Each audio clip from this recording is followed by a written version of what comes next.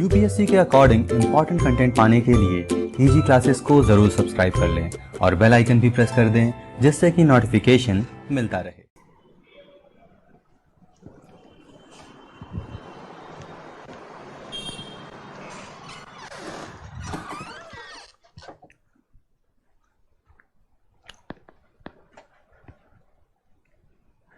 Good morning, everyone. Today we have been discussing the very first lecture of ethics, and we have taken the literal meaning and definitions, and of course the end of ethics, and of course the uses of ethics, nature of ethics, scope of ethics. These are just basic things about the ethics. These are just basic things about the ethics, and still within the very basics, it's also the relation of ethics with other disciplines. So today we'll try to understand. We will try to understand the relation of ethics with other disciplines. And if possible, then if we move ahead, then we will discuss the psychological basis of ethics. So also we will try to discuss the psychological basis of ethics. And yeah, let us begin. And if you want to just recap of a study lecture, then the first thing we have discussed the literal meaning and definition. And the second is the nature of ethics, and third is the scope of ethics or the subject matter of ethics, and the fourth is, what's the fourth one? Subject ethics, the subject matter. Then you have discussed the end of ethics, and you have discussed the uses of ethics, and these are the things what we have discussed. And now we are going to discuss in today's lecture the relation of ethics with other disciplines. Okay, relation of ethics with other disciplines.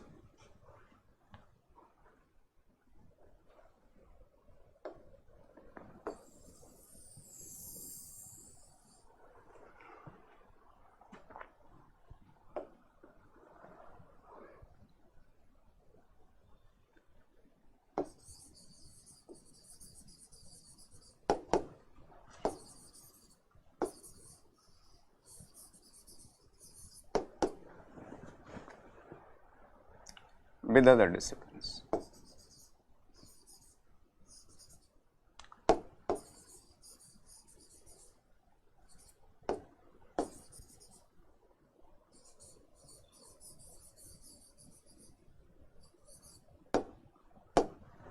With other disciplines.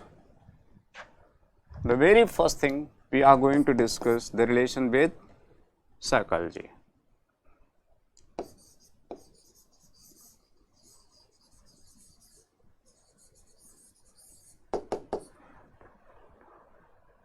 Just try to understand. As we know that in ethics always we discuss what we are to do. What we are to do. This is the primary question, this is the basic question of ethics. What we discuss in ethics? What we are to do.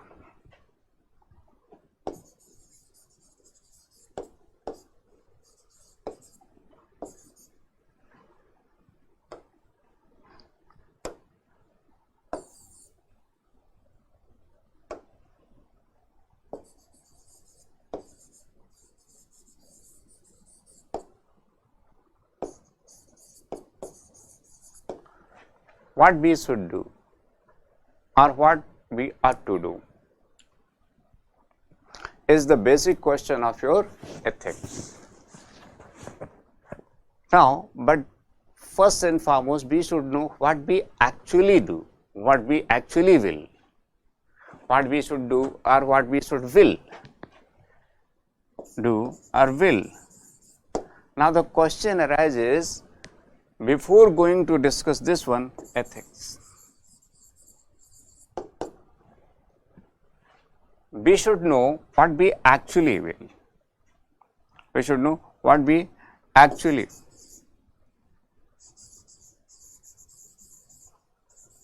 what we do actually will.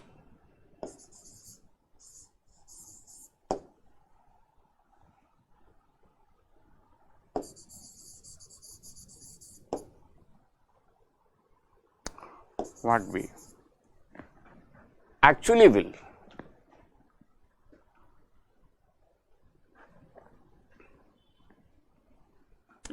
Better to call it what we do actually will, because will is taken over here as an object of this. So what we do actually will, right? So, and this question, this answer of this question is answered by the question of this answer of this question is answered by your psychology. So psychology discuss this one, what we actually will, and this will is also what we should will. So this is the link between psychology and ethics, and that's why some philosophers like Bentham, Mill, some philosophers, they regard it as the branch of psychology. They say it's a the psychology, it's a ethics of will. So like philosopher like Bentham, Mill, and your Bain is there. Sisbeck is not there. Just try to understand. Sisbeck is a hedonist, but he doesn't regard it as branch of psychology. Why? We'll discuss later on. So it is Bentham, Mill, and Bain. They have accepted it as a branch of the first thing. So branch of philosophy. Why? Branch of philosophy, branch of psychology. Why? Because it's a study of will. So they say that the man is a conscious being, and it's the function of the willing is another mental process. It's a mental process, and this is discussed in ethics. This is discussed in psychology. So ethics would be regarded as a branch of psychology, but that is not correct. Why that is not correct? Because the facts cannot be, so second thing, why it is regarded as the branch of psychology, but we know that it cannot be regarded as a branch of psychology. Why it cannot be regarded as a branch of psychology? Because psychology is a descriptive science. It's a descriptive science. It talks about the facts. It talks about the facts, and so it's a descriptive science. And but on the other hand, your ethics doesn't talk about the facts. What man actually do is not the subject matter of ethics. The subject matter of ethics is what we should do. So psychology is concerned with the value. It's concerned with not with the facts, but with the values. So psychology is concerned with the values. And second thing, it's also again your all descriptive sciences. All descriptive sciences describes the is. What is the case?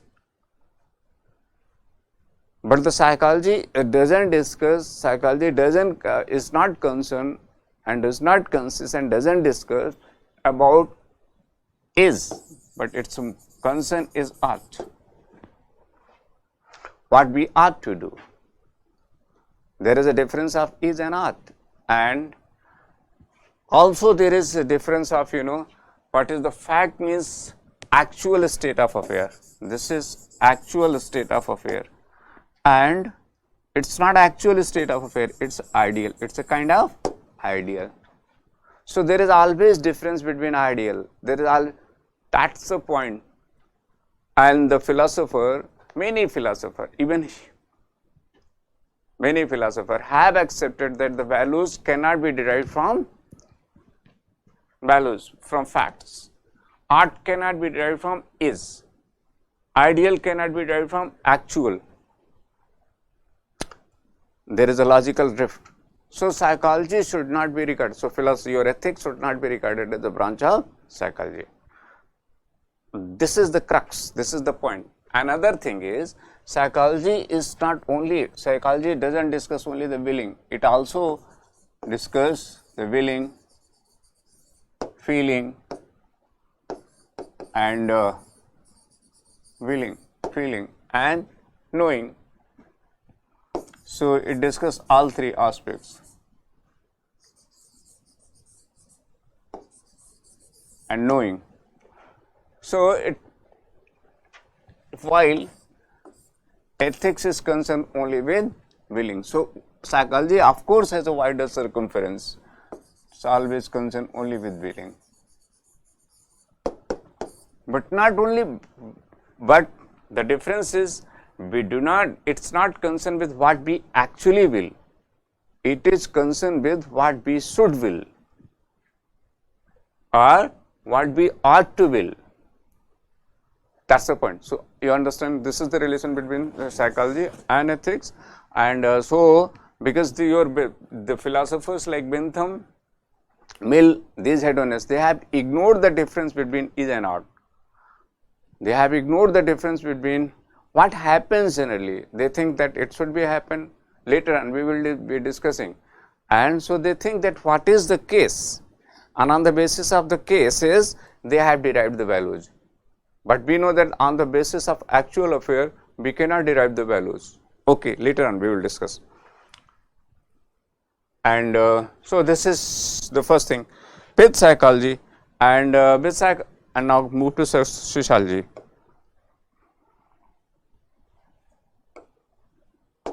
Now second, it is also discussed with the relation of ethics with sociology.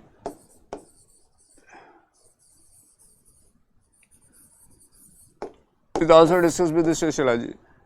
Sociology is also a descriptive science. It's also a positive science. So it's also a positive science. It's also a descriptive science, and it discusses about the society. So sociology always tries to understand the social norms, customs, manners, and all that. And it is the study of the origin. It's a study of origin of social institutions, organizations, and all that. Social institutions,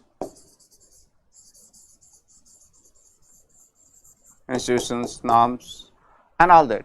So it's a study of the society, and within the society it describes, of course, the different behaviors, customs, manners. But on the other hand, the thing what I want to say is, social institutions, it's a sociology studies the society. This is the subject matter of sociology. But on the other hand, ethics is not concerned. Ethics is not concerned with the society. It is concerned with the individual.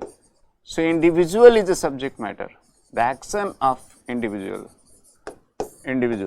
The action of individuals is the subject matter of society, is the subject matter of ethics, not the society.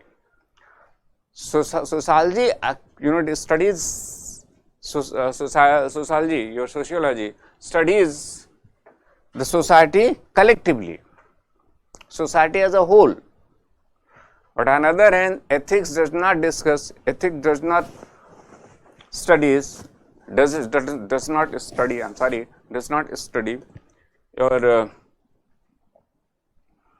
society as a whole. So it discusses only the individuals, studies only the individuals. So this first thing.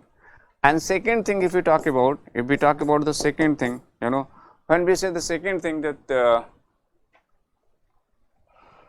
individuals, sociology describes only the facts, only the social phenomena. It describes the facts of the social phenomena.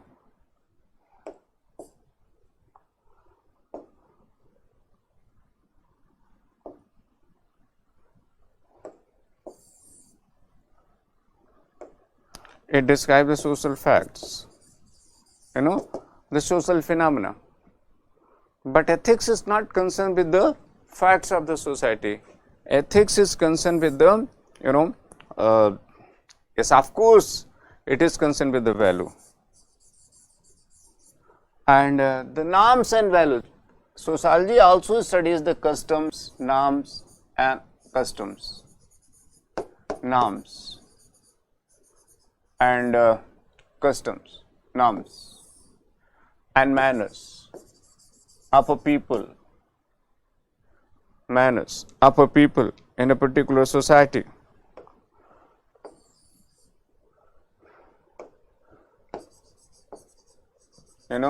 Manners of a particular society. But it studies collectively, but it doesn't evaluate it. It doesn't evaluate it. On the other hand, your ethics evaluates them.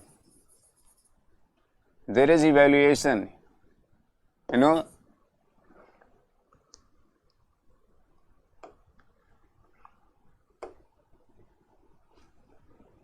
evaluates them.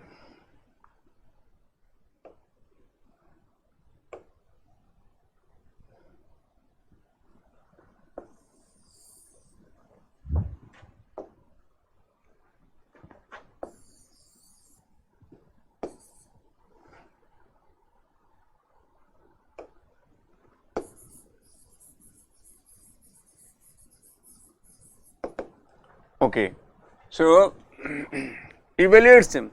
It only describes the customs, norms, manners. There is only description in sociology, but ethics always evaluates them. And okay, but still we know that ethics is not concerned to evaluate collectively the norms and manners of a society. Its subject matter is the individual's action. But of course, the collectively it can be evaluated. But and now, so third thing you can say, there is a difference of evaluation. And what's the fourth one? That's very interesting. Society and ethics both influence each other. How both influence each other? Generally, we know that when the individuals imbibe the social norms, customs, they imbibe the social norms, customs. When any individual, new individual comes in society, it learns the manners and customs of that particular society. So individual takes many things from society, and sometimes we also perceive, sometimes we also know that when any great reformist, social reformist comes, then the social reformists change the values of the society. For example, if you want to, even in your India mail, there are plenty of examples. Radha Ram Mohan Rai have, changed many norms of your society. Ishwar has changed many norms of society. So when a great reformist comes, they change the social norms, and new norms, new norms take place in society. So always, what we want to try, what I am trying to discuss you, what I am trying to tell you, the individual and society both are, both take from each other. Both take from each other. So individual, it imbibes. So both influence each other, and so ethics. That's why it's a closely related, and only because of that it imbibes the social norms. Individual imbibes the social norms from society. That is why the philosopher, the thinker, like your Alexander and Stephen, your Samuel Alexander, and the very first thinker is evolutionists are there, and they have discussed, they have accepted, they have regarded it as a branch of psychology. Herbert Spencer, I am talking about the Herbert Spencer. So Herbert Spencer is a person who regarded it as a part of sociology, So fifth point, you can say, we can say it's a fifth point, that sociology, when individual imbibes the values from society, learns the values from society, then Spencer has regarded as regarded as a branch of sociology, but we know that it cannot be regarded as a branch of society. The same problem is there. The problem is this sociology is a descriptive science. It describes the facts. It describes the actual state of affair. But on the other hand, it is never concerned, your ethics is never concerned with the facts or actual state of affair. No, it is concerned with only the values. So that's the difference, and we know that values cannot be derived from the facts. That's the problem. So that is why it cannot be again regarded as branch of sociology. Yes, of course. The thing is, ethics is a normative science, and it has its distinctive nature of evaluation. So that cannot be forgotten. That cannot be forgotten. That's the point. That's the thing what we have to understand. So along with Herbert Spencer, we will be discussing these things right now. And now the next one is economics. How it is closely related with economics, let us discuss. When we discuss the second is economics, it is also, before going to economics, let discuss your political science, or you call it politics. So political science.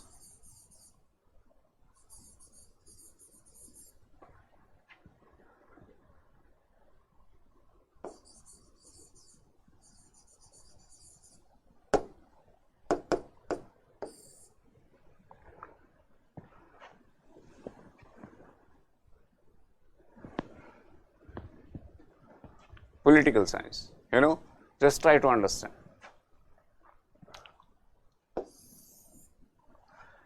Political science also, political science also studies the, tries to give the norms, and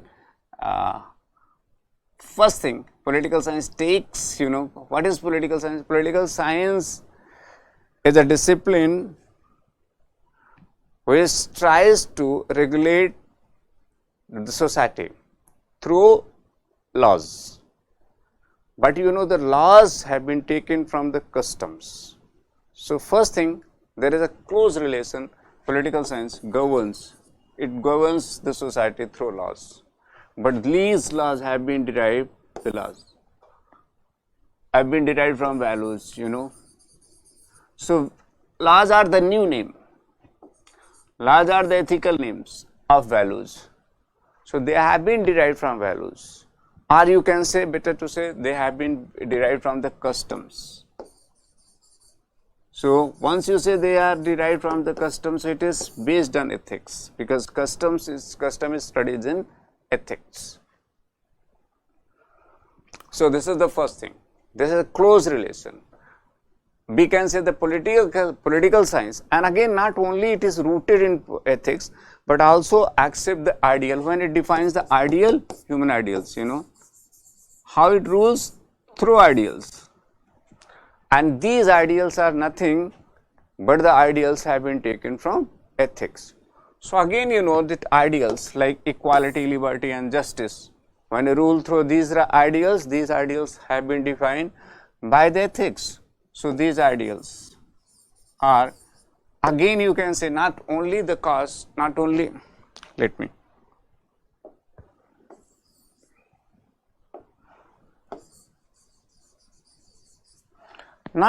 cause, but the end also, not only the beginning, not only the root, but apex also. Both are. So you can say it is within the ambit of, political, is within the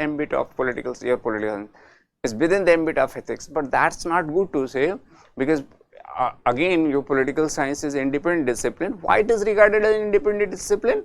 Why it's not a part of ethics? We cannot say it as a part of ethics. Why we cannot say it as a part of ethics? Just try to understand. Because again, like other positive sciences, political science also discuss only the facts, only try to regulate, again, tries to regulate the actual state of affair. So it tries to regulate the actual state of affair, actual states of affair. So it tries to regulate actual state of affairs. what is the case. On other hand, and actual state of affairs, it tries to regulate. Over here, there is a similarity, regulates. It also tries to regulate, but it regulates the human behavior collectively. First difference. It also describes the actual on the basis of actual state of affair. Now it regulates the human behavior collectively. On other hand, ethics does not evaluate. Ethics is always focused on individuals. Ethics always regulates the particular, and ethics has no control. Ethics never tries to regulate. Try to understand. Ethics has no practical bearing. Ethics, better to say that ethics just defines only the ideals. It never tries to regulate. Indirectly it regulates, not directly. Political science directly regulates. A political science tries to regulate, tries to directly regulate the human behavior. But on the other hand, ethics never tries to regulate. Ethics just defines the ideal, and it is all up to an individual whether he takes such an ideal or not. But in a political science, the equality, liberty and justice are forced as law, as ideals. But these equality, liberty, justice, when in ethics it is defined, for example, if it is defined, it is not defined, it is not directed. The ethics just only guides you. Ethics doesn't regulate your behavior. Yes, of course, it has indirect practical bearing upon your behavior. Try to understand. So this is the first thing over here. And now, and second thing again, the fourth one. Why? Because, and one very important thing is, political science always tries to regulate the human behavior through threats and coercive action. So it always tries to regulate through the threat and punishments. Threat and punishments.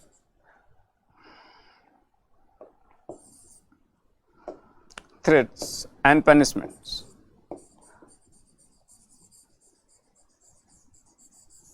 So always it tries to threat and punishment. But ethics never tries to regulate anything, just it defines only. It defines the values. So your political action, political regulation is based on coercive action.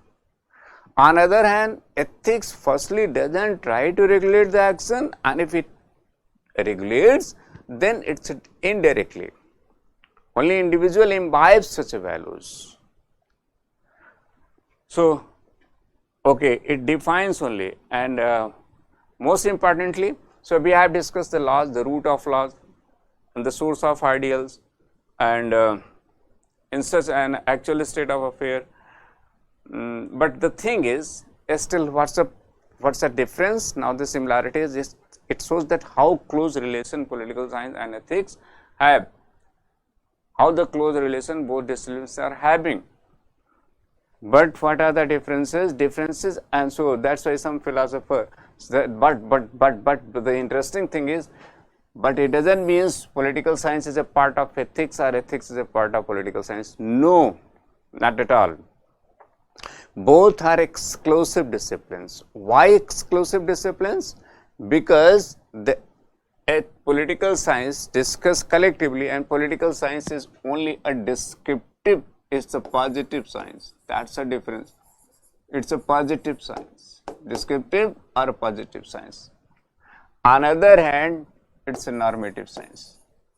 These differences we have discussed many times, and again we will be discussing many times.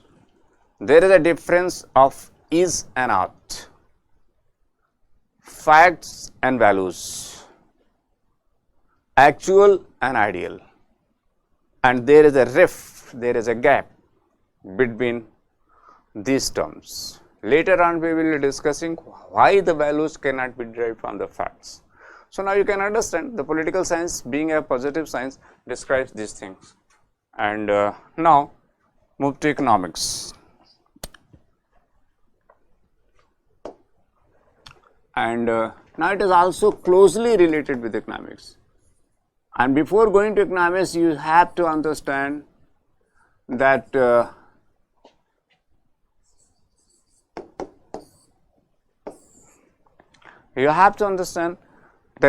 political science and ethics both are the exclusive disciplines. Of course, both are closely related with each other, but neither the political science is a part of ethics, nor your ethics is a part of political science. I think you understand. Now just try to the next thing, economics. And in economics, how it is related with ethics, just try to understand. And again, the economics the prime notion. What is economics? What is economics? Is the study of wealth. So first thing, it's a study of wealth. It's a study of wealth, and this wealth is also defined as a value. So wealth is a value. It's a kind of value. So it seems very near, just like political science. As political science talks about the values, but it doesn't mean that values. First thing, these values are not defined by that particular discipline like political science or economics. But okay, just try to understand this particular point. Over this particular point, that wealth is a value, but this value is only the instrumental value, relative value, extrinsic value. It's not a value in itself. Okay, so wealth is only instrumental value. First thing, it's only instrumental value, and this instrumental value is derived. Who have defined this? First thing, this is defined by the ethics. Yes, of course, economics is the pursuit of the value of wealth. It's always tries to say, and now how it's a study of wealth, and again how it always tries to understand the means of production, equitable distribution, and all that. So it tries to describe the equitable distribution and means of production and all that. So, but the moment when you describe the means of production, what the economics, or economists kept in their mind is the notion of justice. Again, just see, there is another notion of justice. So there is ideal of justice. Try to understand. So wealth is not the only value of economics.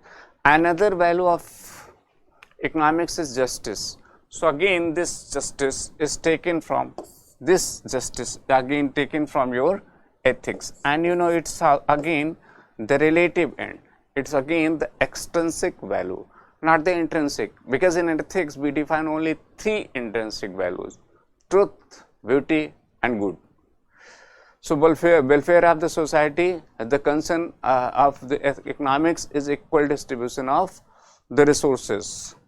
So equitable distribution, because now they have changed their definition as the study of wealth, rather than now they say that it's a study of the welfare of men. And once you say the welfare of men, then the justice becomes the prime notion. So now it's a new definition it's a study of a welfare of men. So now, okay, but still if you say that study of the welfare of men, then justice becomes a prime notion. And justice, we know that is a relative end. In our ethics, as we know that it defines 3 intrinsic values, which are values in themselves. Of course, this justice is ideal of your political science. It's part of ideals of your political science. But, okay, political science means the democracy, the practical form of democracy. Okay, that's why it is known as the philosophy of your constitution. Now come back to the point. Now, so third is, so economics pursues the welfare of the society. Of course, ethics has, but it has a direct bearing.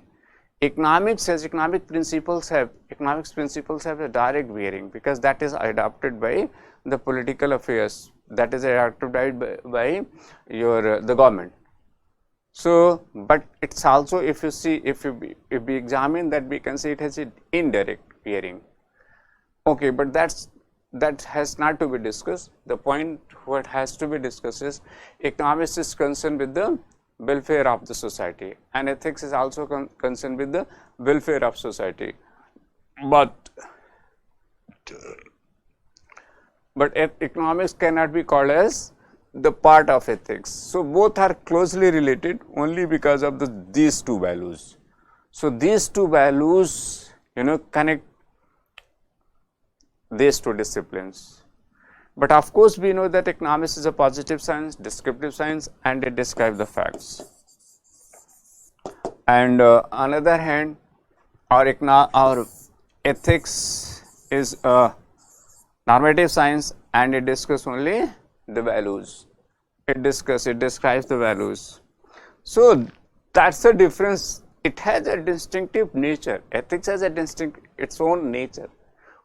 By its own nature, because it remains confined only with the assertion and definitions of ideals. Is merely ascertain, is merely tries to ascertain the ideals, the values, the norms, and doesn't lay down the rules to attain it. This has to be, it has to be, has to be kept in your mind. You should keep this mind that even earlier yesterday we have discussed that even the ethics is not a part of art. It's not a part of art. It's not kind of acquiring some skills. It's not acquisition of skills,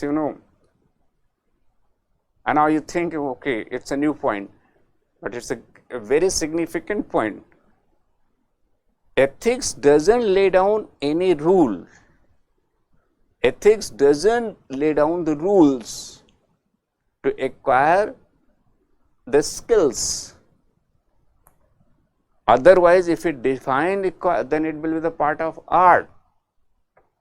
Because in art, whether it is a fine art or it is industrial art, in both cases, you have to acquire the skills, and only then you can give a good product, no matter whether it is industrial product or it is a great painting. But to produce both of them, you have to acquire skills. There is a certain, the product, a definite end, and product. So, but in ethics, ethics never says about the product. Ethics says only about the activity. It has only the indirect bearing on the activities of men, indirect bearing upon the activities of men, even not direct, because it merely tries to define the ideals and doesn't lay down the rules to implement them or for the attainment of them. No, not at all. So, it's not part of, that is why it's not part of art, and that is why there is no art of conduct. Art of conduct is not a kind, otherwise it will be the skill, and that is why we say there is no art of living. Art of living means to attain. What does ethics then? What does ethics do? You may ask the question. This question is very obvious. This question is very logical. Ethics does, when ethics defines the ideals, then individuals, acquires a kind of attitude of will.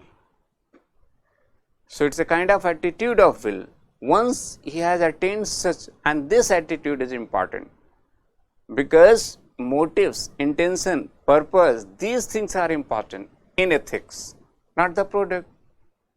For example, the person who is having very good intention and doesn't produce anything, but still we call him a good man, good person.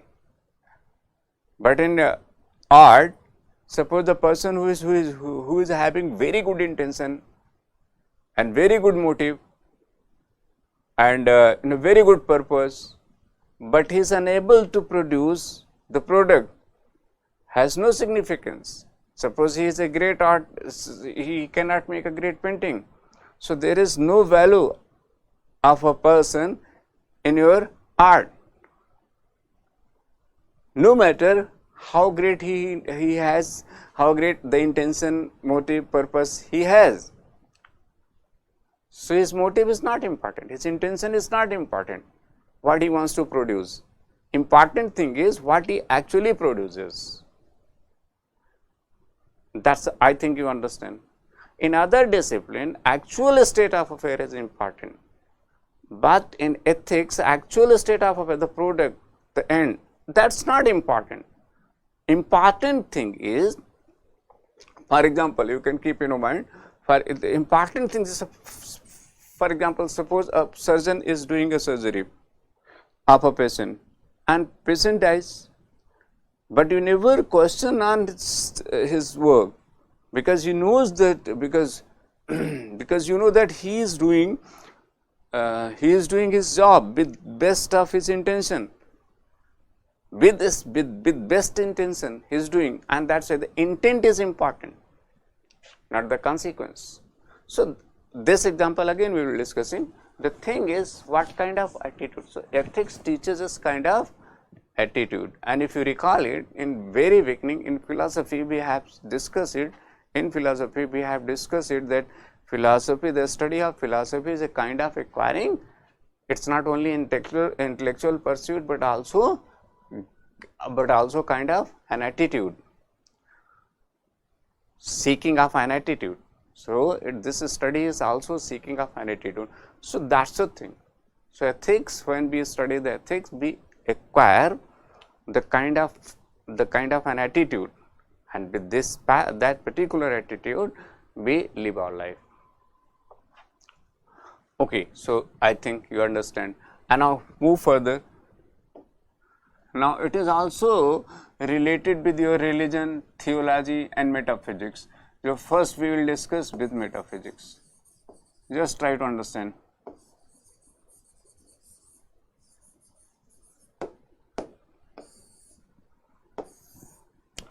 As you know that metaphysics discuss the whole world. The whole world is the subject matter of metaphysics, and within this whole world, God, spirit and matter, all three are discussed. Earlier we have also discussed the same thing when we have been defining the relation of so spirit, matter and God. These are three entities in the world included. In ethics we are concerned only with,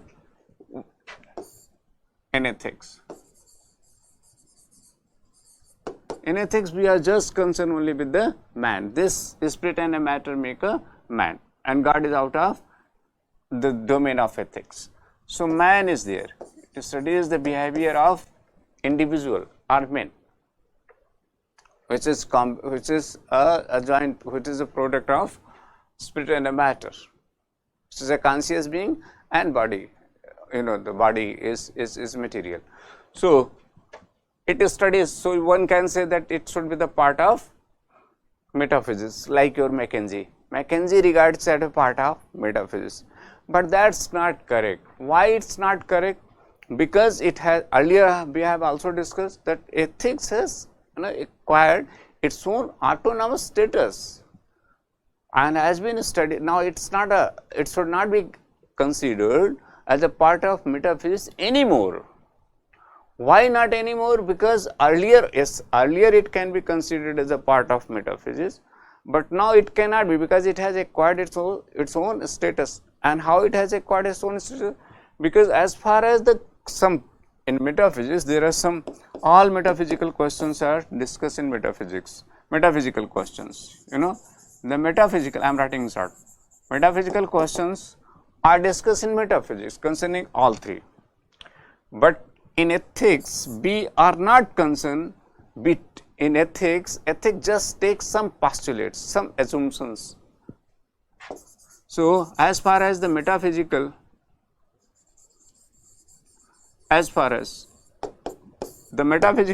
basic metaphysical questions are concerned, ethics does not discuss them.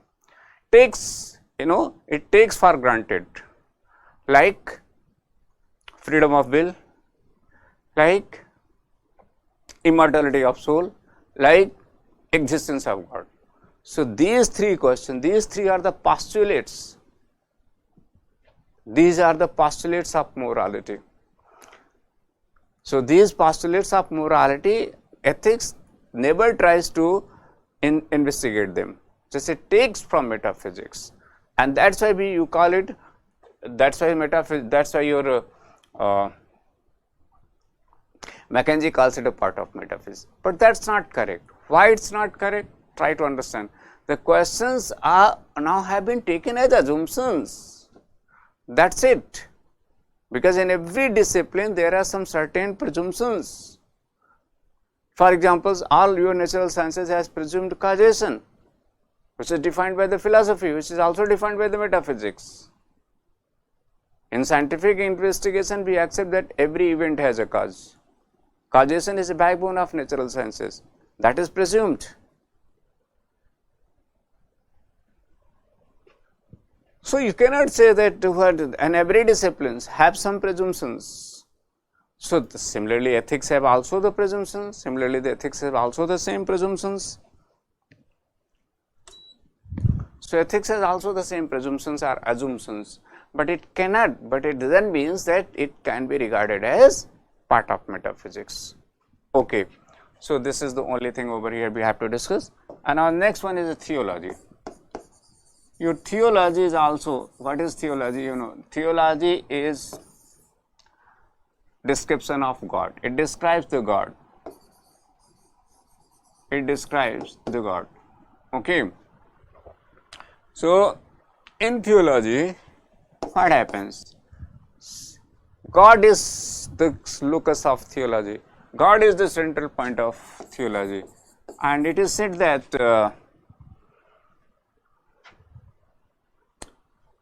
ethics is also very closely related with God, because God is accepted as the source of absolute good. God is accepted as the source of absolute idea. So, and God is accepted as the conservator of morality. That's the point. God is defined as the embodiment of morality. An embodiment of morality, and all moral values have been derived from the theology or theism. So, whereby the God is taken as embodiment. It's an embodiment. Embodiment of morality. God is known as, and that's why your philosopher like Descartes, Locke, Descartes is a person. It's written as Descartes. John Locke is a man, and yeah, these two are sufficient. They have regarded as, they say that ethics should be regarded as a part of theology, because what God is the embodiment of morality, and God's will is the moral law. But we know that morality, first thing, God's will is not only the moral law. God is bound to have a good will, otherwise he loses his own name. God must be good. If he's not good, even despite the fact that he is despite the fact it is defined as the absolute power or almighty, but still, if it is not good, then it loses its name. It loses its definition. Why? Because then it will be called demon. What's the difference between God and demon? Because once if it is not, so good is the highest notion. So God has to be good. So God's will arbitrary is not good. God has to have, the good will. The will is, so that's the thing, and I think you understand. So good is not the embodiment, so it cannot be regarded as a part of ethics, should not be regarded as a part of theology. No. Why not as a part of theology? Yes, of course, God is defined as embodiment of morality, but still being embodiment of morality, God is bound to have the will of good. So God is bound to have God is bound to have the will of good. God's will is not good. Again, we will be discussing this particular point with Plato and Kant. Right now, just you have to understand that ethics should not be regarded as a part of theology. That's it. Why? Because yes, first thing, it has taken this assumption. It has taken this assumption from theology. No problem. But that is only a presumption that has been already discussed. So this is the only relation with your theology, and because later on when we will discuss the God as a central point, then you know that many notions of God are essentially connected with each other, whether it is God's omniscience or God is omnipotence, or it's these are essentially and logically connected with each other, and it is not possible for us to accept one and reject others from same standpoint. So later on we will be discussing, and but that's not needed in your ethics. It's sufficient. And now it is also closely related with religion. Just try to understand. It is also closely related with your religion. Why it is closely related with religion? Religion have the many religion is also, in every religion there are some certain commandments to make men moral. So religion is regarded as the root of ethics. For example, in Indian thought, the law of karma is defined as this law of karma is defined as it's part of religion. So, and if we accept the law of karma as a part of religion, then we know that this law of karma is our also ethical principle. So, it's also ethical principle or part of your ethics. So, it's ethical principle and part of your ethics. So, that's a part of your ethics, and but the thing is how the law of karma, but the point is the question, so one can regard it ethics as a part of religion, but that's not correct. That should not be. Now we should not discuss that how one is, because its contrary argument also can be given, because good is the highest notion. What's a good? Good is the highest notion, and if you consider God is defined as, if God is the central point of religion, if God is the central point, just try to understand, if God is the central point of religion, then God must be good. Earlier we have discussed this particular point. If it's not good, he loses his own name. He loses his own definition. So God must be good, and it means the good is the highest notion as far as the human reason is concerned. God is also a notion, but that we have not discussed right now. Just we have to discuss that good is the highest notion of human mind. So one can say that religion is a part of ethics. One can be regarded as a religion is a part of ethics. And that's why a philosopher like Plato says that ethics, one should study the ethics throughout the life. Try to understand. Why not? Okay, so religion, this part of good is the highest notion of your mind. Nothing more than good. So, and once you say the good is the highest, because your God is the highest thought, of course, but God has to be good. If he is not good, then he must be, if he is evil, if he is a bad, then he is a demon. So absolute power has to be good. Okay, So that's the relation between religion and morality, and now that is why every religion has been rectifying itself. So now if you accept in such a manner, then you know how closely both are related. In fact, both have the same notion, the God or the absolute good. Absolute good is nothing but the God, and God is nothing but the absolute good. Try to understand, both are rooted on the same locus, both have the same center. But you know, the morality is concerned only with this, your ethics. Our morality concerned only with the empirical world. It's a concern only with the empirical world, you know, our empirical ends, and it is concerned with the transcendental world, our transcendental end. You know, it is concerned with the transcendent. And religion has the wider circumference. Religion does not describe only this world. It also describes the other world, the God. Ethics remains confined only with this world. So, and now we can say that ethics is a part of religion, because ethics has confined itself only with this empirical world. It discusses only the man. It doesn't discuss about the God. No, it does not. God is discussed over here. And as far as the God is concerned, as far as the presumption of God is concerned, that has been just presumed. So, and that is why we know, even in religion, there are many immoral activities are accepted. This is the reason. This is the reason why there are many immoral activities are accepted in religion. That's why.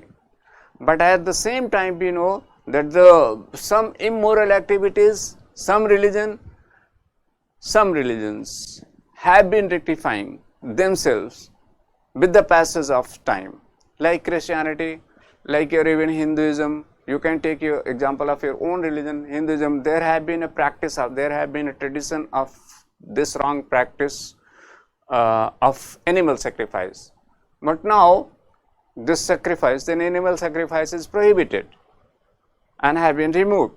So immoral. So religion also, you know, purifies itself with the ethics, and ethics takes many things from religion.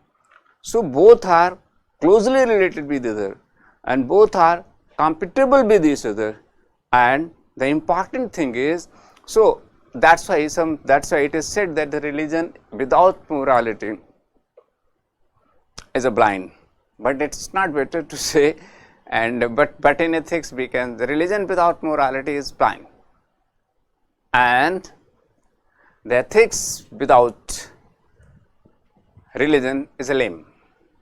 So you can say this is like religion is a blind. It's a blind, because again, you know, there are many superstitions, many black magic, many things are accepted in religion, in the name of religion, that has to be rectified. That's why we call it blind, and that's enough. We are not going to reject the complete significance of religion right now, but of course we can say that it's blind. Why it's blind? Because, you know, many things are accepted in religion, in the name of religion.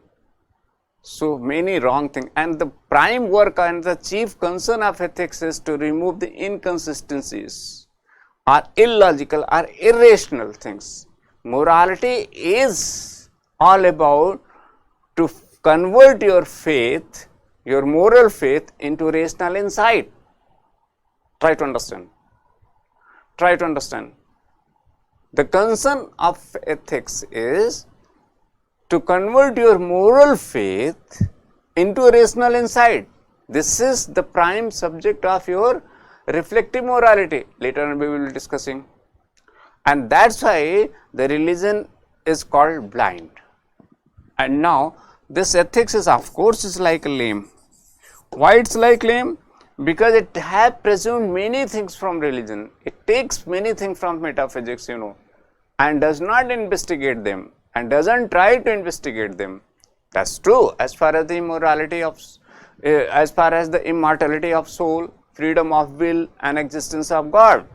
These three concepts are taken just from the metaphysics, and they are nothing. They are I'm sorry. They are the basis. They are the basis of morality, and they are the postulates of morality. It is a root of morality. Morality is rooted in, Kant is a person who have defined it. So Kant have defined it, and again it's your syllabus. So we will be discussing this one, okay. And yeah, in such a manner you have seen what such morality is all about and how it is related with other disciplines. Firstly, we have discussed with psychology, then we have discussed with sociology, then we have discussed when we have been discussing with psychology, then Bentham and Bentham and Mill, these two great hedonists, have accepted it as a branch of psychology. Then when we have been discussing the close relation with psychology, it has been sociology, I'm sorry, it has been this, and then your the great thinker Herbert Spencer has regarded it as a part of sociology.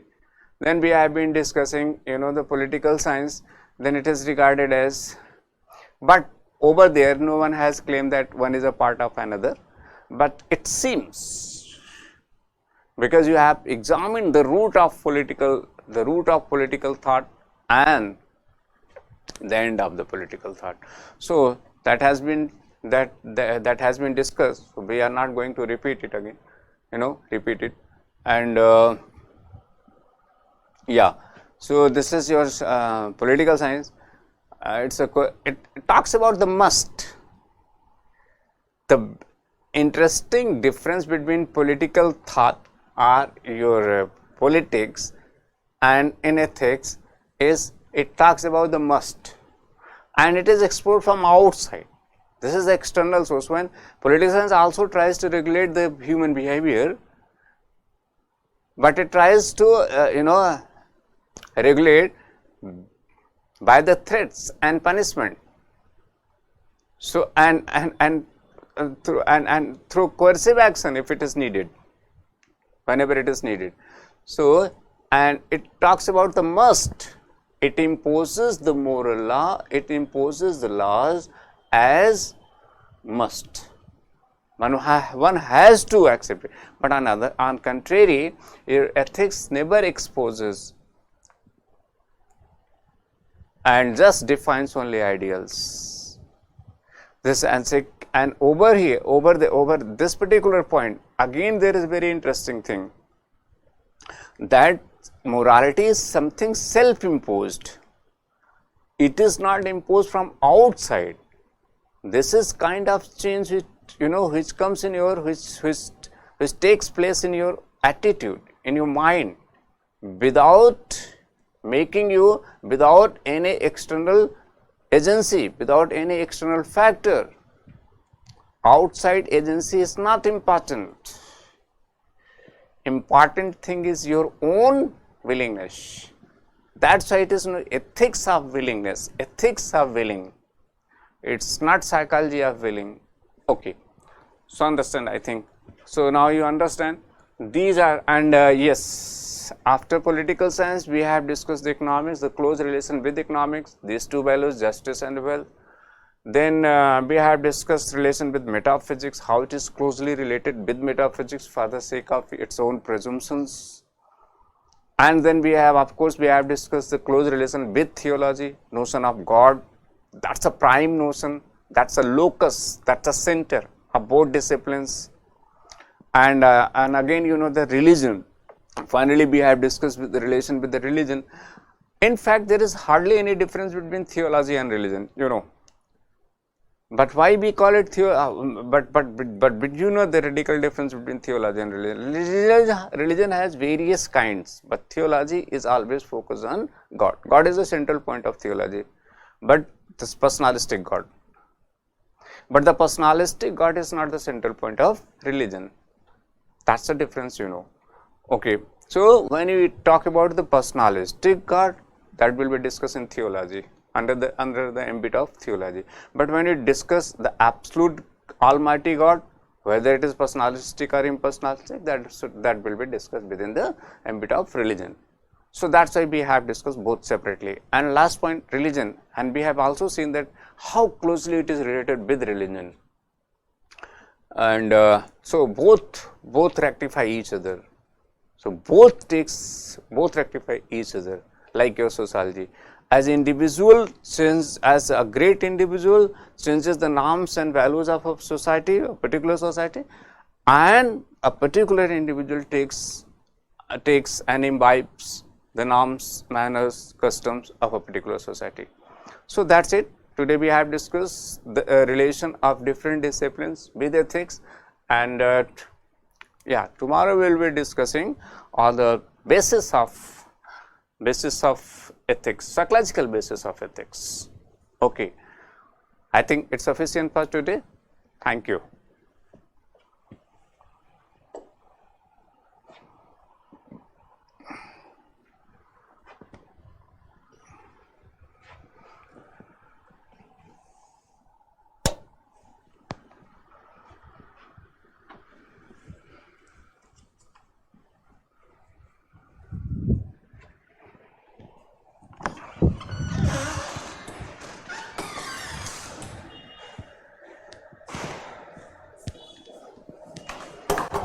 Excuse me, sir.